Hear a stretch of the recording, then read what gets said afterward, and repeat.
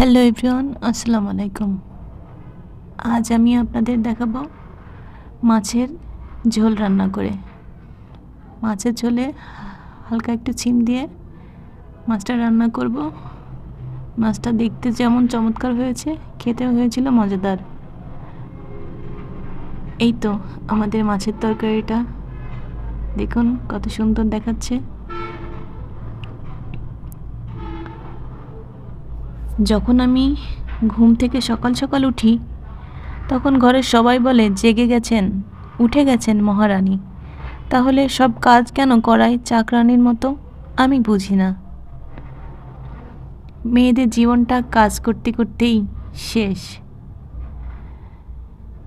এই যে আমরা মাছ ভেজে নিচ্ছি, মাছ ভাজাটা হয়ে যাচ্ছে আমাদের।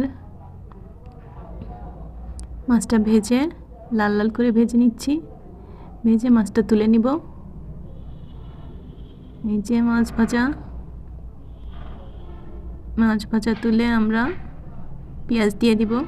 পেঁয়াজটা বেরেস্তা করে নিয়ে তার মধ্যে দিয়ে দেব রসুন বাটা, পরিমাণ মতো হলুদের গুঁড়া, মরিচের গুঁড়া, লবণ আর একটু পানি দিয়ে মশলাটা কষিয়ে নেব। মশলাটা কষিয়ে আমরা এর মধ্যে দিয়ে দেব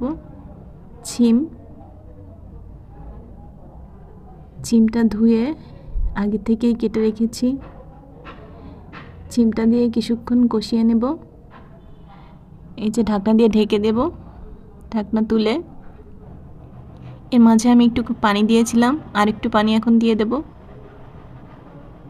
এরপর আবার ঢাকনা দিয়ে ঢেকে নেব। দেখুন টকবক করে ফুটছে। এরপরে দিয়ে দেব আমরা মাছ ভাজাগুলো, আগে থেকে যে মাছগুলো ভেজে রেখেছিলাম, ভাজা মাছগুলো এখন সব দিয়ে দেব। এই যে দেখুন আমাদের তরকারি হয়ে গিয়েছে।